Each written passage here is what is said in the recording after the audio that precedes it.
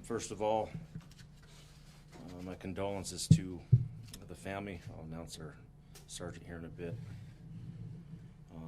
To the community he serves, I want to thank Bernalillo County Fire and Rescue. I want to thank the Albuquerque Police Department and our community for lining the streets for the escort coming in tonight and over the bridge. It's a long day for all of us, but I'll get started and give you all some information. With deep sorrow, I can confirm that Sergeant Michael Schlottman was killed in the line of duty this evening. BCSO here, we're a family, we call him Schlotty. Just before 5 p.m., Sergeant Schlottman called out a traffic stop over the radio on westbound I-40 near the Carnival exit. While he was outside of his vehicle, the semi-truck struck the rear of his department-issued vehicle, and he was pinned. He died as a result of his injuries. It's horrific, tragic, and our entire agency, along with his family, we're all grieving at this point. Some of the history that Schlotty had: he was hired April 16th of 2012. I remember him as a cadet and a rookie.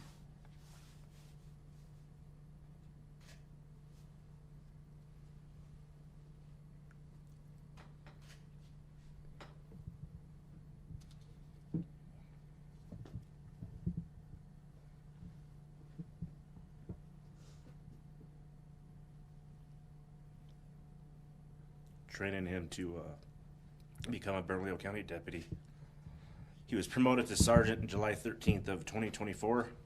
He served 13 years and 10 months with our office. Assignments included special investigations, auto theft, and a task force with the United States Marshal Service and the Drug Enforcement Administration.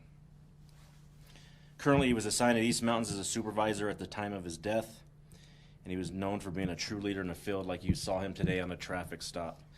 Schlotty was always out there with his people, his deputies, not only answering calls for service, but making sure his deputies were okay, whether that was personally, whether that was professionally, whether we were shorthanded. Schlotty was a true leader in every respect and a great human being, always out there with his deputies. He found the work tremendous. I just talked to him at the gas station actually last week.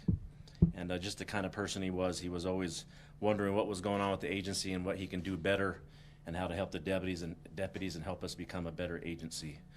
But first, the condolences to all his family. They're all flying in now, and we gave them the news. But from there, I will take any other questions. A little emotional right now, so I'm not always as clear as I am. But please, with any questions I can answer. First, I'm very sorry for the department's loss. I was wondering, I spoke to a witness who said she believed she saw witnessed the crash right before it happened. And minutes before the crash did happen, she says that the same semi-truck nearly ran her off the road. I was just wondering if there's any knowledge of that, or any knowledge of what the semi-truck, what that driver was responsible for. Yeah, so it's early in the investigation. Of course, our traffic unit is out there along with Rio Rancho and the New Mexico State Police. Once we have all the facts in line and get testimonies, I do know that there was a couple people injured. I don't know exactly how many people were injured and how many people are at UNMH being treated. I believe that the truck driver was treated at UNMH, and I believe he was released. But as far as testimony and any other facts and to the accident that occurred with Sergeant Schlottman, we're still piecing it together.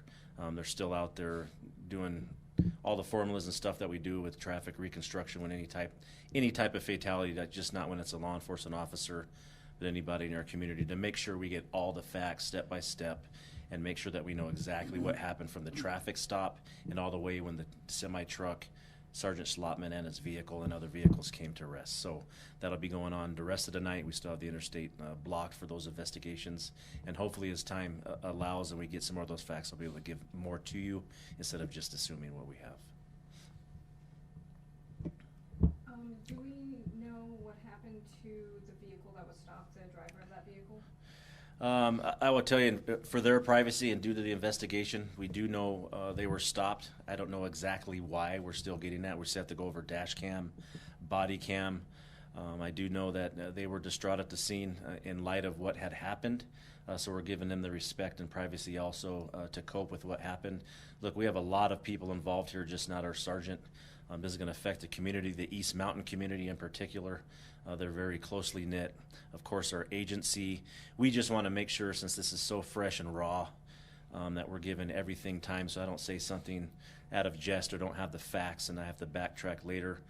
We always want to make sure we give our community we serve with the transparency and the facts. We'll do that while we can, and they're still developing. So, Nick. We know that how dangerous a traffic stop can be. Can you tell from your perspective, since you're law enforcement, how dangerous those are? You know what? They're always dangerous. Everybody says a routine, a regular traffic stop. They're never routine. They're never regular. They're specifically even more dangerous when you're out on Interstate 40 or I-25. And as you can see, going through the Carnuel, they've redone that road a couple of times because of all the fatalities we've had over decades. We've had more lanes added to give more shoulder room. You can see where the concrete barriers are. There's a lot of dangers there when people are going anywhere from 65 up to 85 and 90 miles per hour.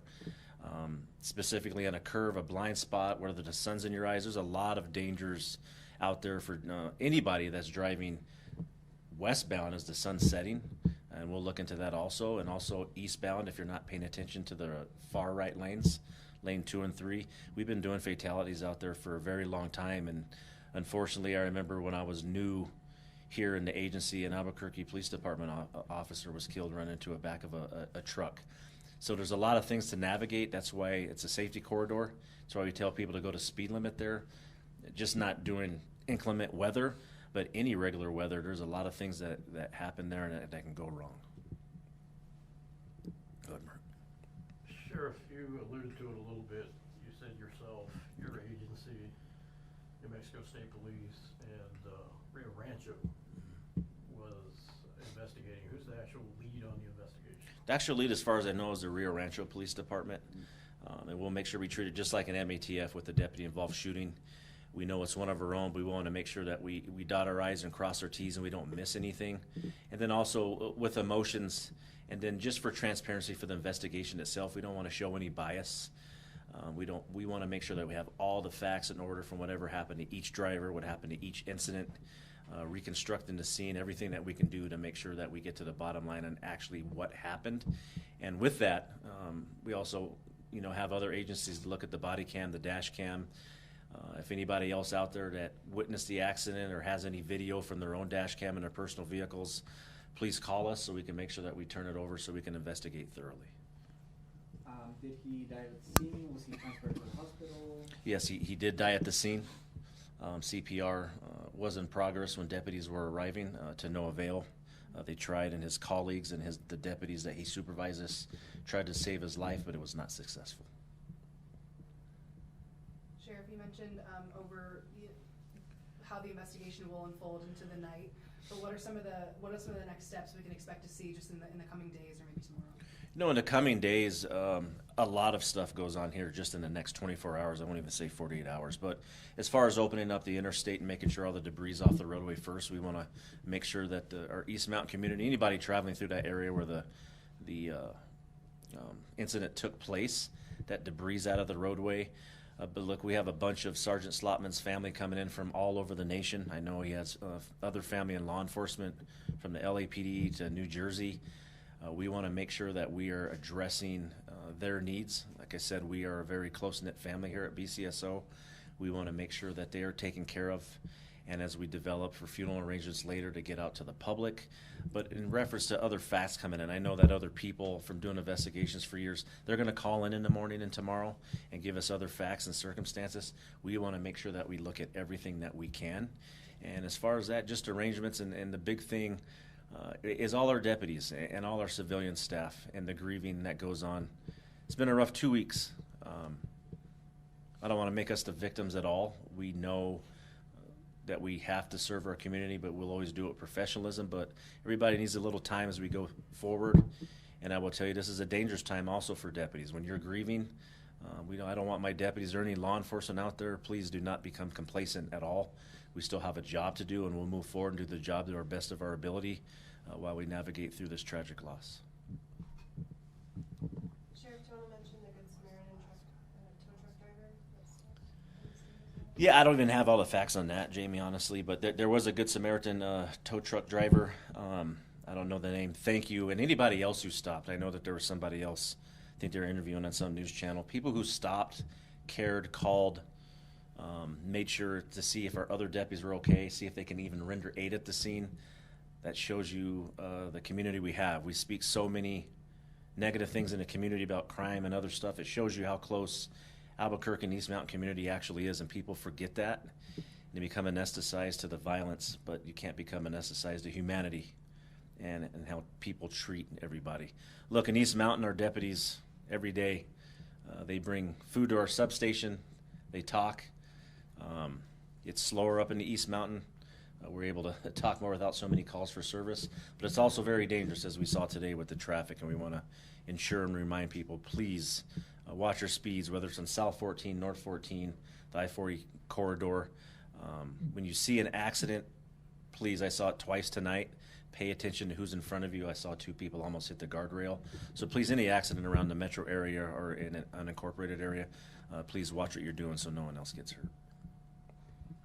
Yeah, Sheriff, can you tell us what kind of legacy the sergeant has left? I know it was short, but, you know. You know what? Schlotty's a character. The legacy he has, he's a smart butt. I'll tell you that. I can't say the other word. He's very open. He's funny. He supports anything he's done. I laid out the DEA, United States Marshals Task Force, when he was in the field. Even when he was in the academy, he just always had a heart of gold. And he had fun doing his job and did it to the best of ability, no matter, like all of us have some type of adversity every day. But he made sure he did it with professionalism all the time. And just seeing how he treated his deputies when I promoted him, I pulled him in my office. Very direct with the people that I promote on what we expect here as an agency to always support our people. And the last word that he said when he walked out of my office before I promoted him is not just letting me down, but anybody that ever doubted him, he was going to prove him wrong. That's how he was. He was always driven at anything and any goals that he had, and he always succeeded ever since 2012, since the academy. Like I said, I remembered him as a cadet, and he did well there also. I was on him there, and I'm very hard on our deputies, whether I'm here as a sheriff or an instructor, but we always train for unfortunate days that come here like this. So not only are we grieving, you will see, which I'm already proud of because I saw it tonight at OMI, the resiliency that our agency has and with the deputies and the drive that they will have, and they will make sure and ensure that they continue to do the job, not to the best of their ability, but what Schlottman and Schlotty expects. It's always known in law enforcement. That was his last call tonight. We'll take it from here, and that's always been the tradition in law enforcement around the nation. We have no other choice. That's what we signed up for. That's what we'll continue to do. Sheriff, when was the last time something like this happened to BCSO? When the last time a deputy or sergeant was killed in the line of duty? You know, and the last killed in the line of duty, let me think back here. I've seen too many, unfortunately. It was the helicopter crash when we lost 4. That's still very fresh in our minds. Goes back to Deputy D. Miera, Deputy Jimmy McGrain, Angelique Garcia. I would tell you, as we go back in history, just not for BCSO, I want to recognize all law enforcement around the nation. We always honor the fallen, and they make and gave the ultimate sacrifice for not only what they love to do, but to protect and do what they love to do. And doesn't matter whether people are cursing at them, whether people don't like us, as we've seen through the years, doesn't matter. Everybody who puts on this badge, they know that there's a mission to carry through, and they'll always do it to the best of their ability, no matter what the ridicule or the criticism is. If it's constructive criticism, any agency or law enforcement officer always wants to be better, and that's something Schlotty would want us to do and will continue to do. But I want to thank every first responder, just not law enforcement. AFR, Albuquerque Fire and Rescue, Bernalillo County Fire and Rescue, our dispatchers who once again had to take another terrible call and listen to that on the radio. And I will tell you, I'm gonna give him credit also. We went and checked on him after with our dispatcher, and once again decided I will stay on this radio and make sure that we are done and complete with this call. That's what BCSO offers and all the personnel that works for the county that you all live in, and that's what we'll continue to do. You mentioned that, you saw or you know about another accident years ago, and how hard it is to drive through that area. Is there any possibility to change the way traffic stops are done in that area, or is it too hard to change that? You know what? No traffic stops routine. You have to expect anything. You don't know where someone's going to stop. We have tactics that we teach. You can tell them to move up. In the East Mountain on any interstate, it's even more difficult to dictate where a traffic stop is when you have a cement barrier to the left or right side of you. There's not a lot of places to move. What I will tell you for the safety is there was a law passed, and it's out of courtesy also for this. If someone's just on the side of the road changing a tire, if you see someone on the shoulder, pull to the left. If you see someone on the shoulder on the left, pull to the right. Give them that room, because a lot of people, what they don't see is when the vehicle hits a piece of debris, that can fly in and it has maximum velocity, and we've seen it down in the South Valley and on Interstate 25 to where it hurts or kills someone. We've had plenty of accidents there. As far as road designs, they've done that once or twice. You can see the safety corridors just here by Presbyterian Hospital on Interstate 25. Just slow down a little bit for us, and for the love of God, pay attention to what the heck you're doing. Sheriff, just for clarification, had the sergeant actually gotten out of his unit yet and made contact, and that's when it happened, or what was the series of events? The series of events, and then once I go through body cam and investigation, but we know he was outside of his vehicle and he was pinned underneath his vehicle. The graphic portion of it is, we'll just say he was pinned and stuck, and we couldn't find him right away. And once we did and we were able to locate him underneath his vehicle, we were able to start applying CPR. And I will tell you, the deputies have pulled up at the scene. That's going to, like I said last week with the East Mountain homicide, it's going to change their lives forever. If you look at law enforcement, most people in their lifetime face 2 to 3 traumatic events. Any law enforcement officer in a nation within their first year faces 2 to 3 traumatic events. We talk about the behavioral health of our community. You can see lately, just with the deputies, that's something that always concerns me. We're doing everything possible, and everyone's going to ask what the process is, and I think you asked that earlier. Is the process is also all the personnel that we have with our peer support, our psychiatrists, psychologists, our chaplain, deputies, family. We want to make sure those men and women on that shift that responded to that scene are taken care of.